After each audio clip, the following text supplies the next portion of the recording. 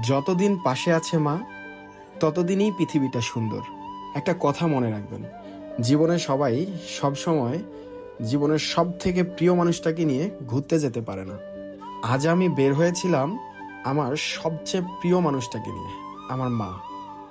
অনেক দিন ধরে তিনি চার দেয়ালের ভেতরেই ছিলেন, তাই ভাবলাম একটু খোলা আকাশ, একটু গ্রামের বাতাস আর চারিদিকে পানির মাঝে সেই সুন্দর রাস্তা, হয়তো তার মন ভালো হয়ে যাবে একটু।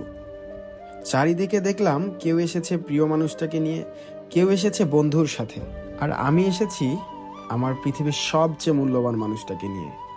সত্যি বলতে, আজকের এই ছোট্ট ভ্রমণে আমি বুঝেছি মায়ের মুখের একটুখানি হাসির দাম পৃথিবীর কোনো আনন্দের সাথে তুলনা করা যায় না। শত ব্যস্ততার মাঝেও যদি সুযোগ থাকে, একদিন নিজের ব্যস্ততাকে একটু সরিয়ে শুধু মায়ের হাতটা ধরে কোথাও ঘুরে আসুন। বিশ্বাস করুন, সেই প্রশান্তি কোনো বিলাসিতা বা দামি জায়গা আপনাকে দিতে পারবে না। কারণ পৃথিবীর সবচেয়ে সুন্দর ভ্রমণ হয় তখনই যখন পাশে থাকে মা।